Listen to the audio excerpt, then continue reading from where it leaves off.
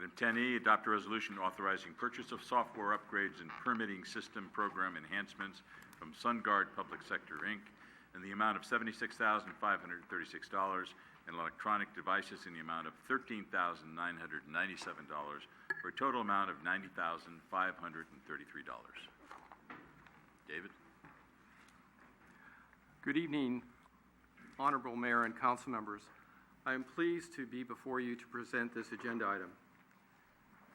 During the last two fiscal budget year study sessions, I presented to you proposed plans to bring technology improvements to the Community Development Department to improve the efficiency with which the department delivers its services, as well as to provide more convenience to its customers.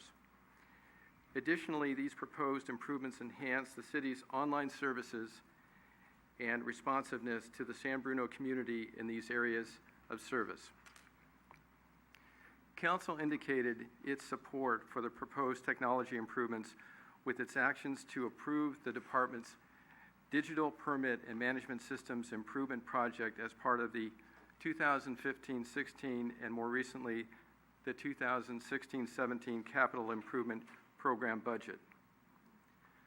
The department is now ready to move forward with the purchase of both software improvements and hardware improvements, including electronic tablets, along with the necessary installation, training, and support to implement the proposed digital permit and management systems project.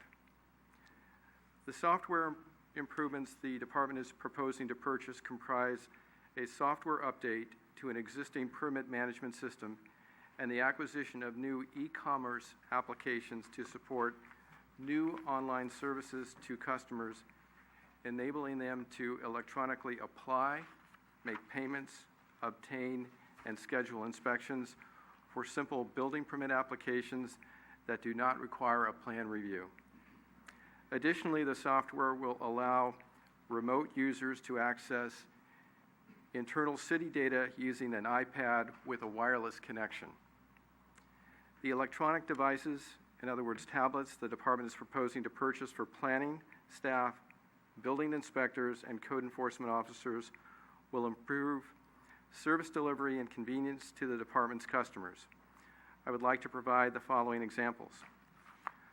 For building inspectors, field inspection results will be linked to the Trackit building permit system software for one-step deposit of inspection comments from the field, as well as capabilities to field transmit and receive information via the internet. This capability will be extremely useful in a day-to-day operation and particularly useful in the circumstance of an emergency condition. And for code enforcement officers, access to property and permit status information from the field will allow them to provide immediate information in terms of compliance with regulations from the field.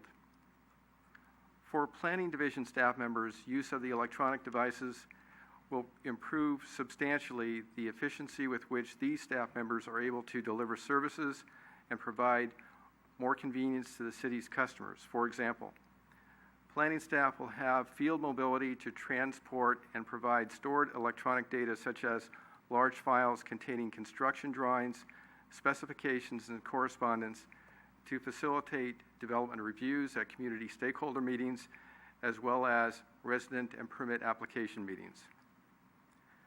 I should point out that comparable software applications are in use by other nearby communities. For example, as we've checked with other communities, we find that Redwood City, Atherton, Santa Cruz, Salinas, San Rafael, Foster City, and Richmond are using similar applications and devices in their Community Development Department. Staff members from the Community Development Department visited the city of Richmond and had the opportunity to learn about their successful use of similar applications and devices. The cost for the software upgrades is $76,536, which includes installation, training, technical support, maintenance, and licensing. This cost includes first-year maintenance and licensing fees of $8,500. Ongoing maintenance and licensing fees associated with the software upgrades are estimated to be about $8,500 annually and would be incorporated into the department's annual operating budget. There are no sales tax, shipping, or associated handling fees for this upgrade. The cost of the electronic devices, the tablets, is $13,997, which includes the total of 10 devices and 4 accessory hotspots for internet connections when Wi-Fi access is not available. The combined cost of upgrades and electronic devices is $90,533, and this is within the approved CIP budget of $92,761 for this project. The funding source for this project is the city's technology fund, and the money in this fund comes from a technology fee charged on building permits. The type of upgrades and devices that are proposed for purchase are consistent with the anticipated use of the technology fund. I would therefore recommend that you proceed tonight and adopt the resolution attached to your staff report authorizing the purchase of software upgrades and permitting system program enhancements from SunGard Public Sector, Inc. in the amount of $76,536 and electronic devices in the amount of $13,997 for a total amount of $90,533. I'd like to thank you for having the opportunity to make this presentation. The city's chief building official, Roy Bruno, who oversees the building and code enforcement functions, is here tonight as well. We'd be happy to respond to any of your questions. Thank you. Any questions for staff or action? Through the chair. Irene? I see that you have the training incorporated in this. What does that really consist of? Is it just like, here's the manual, or is it a physical, here's how this works? Training is being provided by SunGard. They have I believe they're going to have 1 week's worth of training for all of the modules and the upgrade. And that'll be handled here at City Hall. They come here and train us here. Oh, okay. And then I was concerned about record retention. Do we have a system, since a lot of the things are now going to be online or on your devices, do we have like policies that say we're going to retain these things in a remote location? What are we doing with those records? Are we doing anything with those records? We are. Yeah, I think the short answer to that, if I may, through the chair, and please correct me if I'm saying anything wrong, is that the use of the devices doesn't affect our document retention policy. So those records are maintained on the city system, irrespective of whether they can be accessed through these external devices. Okay, so that's just part of how this all works, and you guys have been doing it, and nobody has to worry about suddenly losing something in the cloud. Or the reason I'm concerned, let me tell you why. My daughter had over 5,000 photographs on a cloud thing, whatever, and suddenly one day they were all gone, and there was no getting them back. So I just want to make sure we have, I know it's a general city policy, and I know we have records, but I just want to make sure we're really doing what we say we're doing. Okay. We are. Okay. Anyone else? Good short answer. Since the building official is here, I'd like to hear from the building official.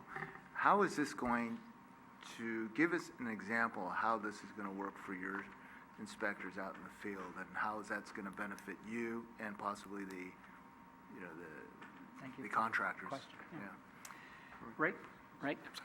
Right now, the process that we go through is paper. And we start in the office, even though we start with our computers in the morning, we provide our routes on paper. We go out and perform our inspections and provide our corrections on paper. And we have to return back to the office and install our, corrections and, results back into the computer. There you can see there's a lot of redundancies. What having these handhelds will provide us is the ability for the inspectors to start in the morning. For one thing, the inspection calls will be preloaded into these handhelds. So that saves them time so they can get out earlier. We'll move forward probably for earlier inspections within our work hours, which will provide better earlier service for concrete pours and larger project that we have a lot going right now.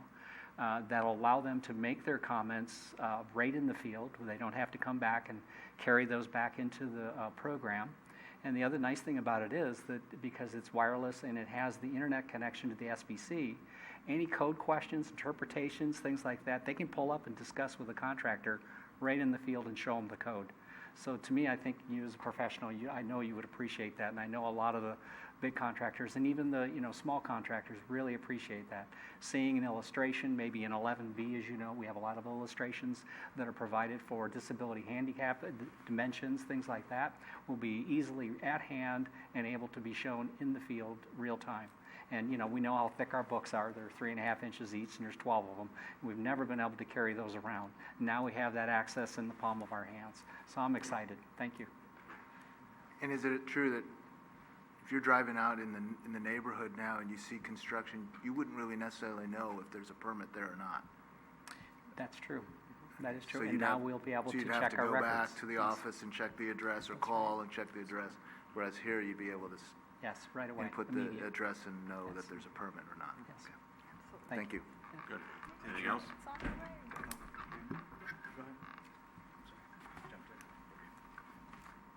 Good? So you're going to get 10, but you have how many building inspectors?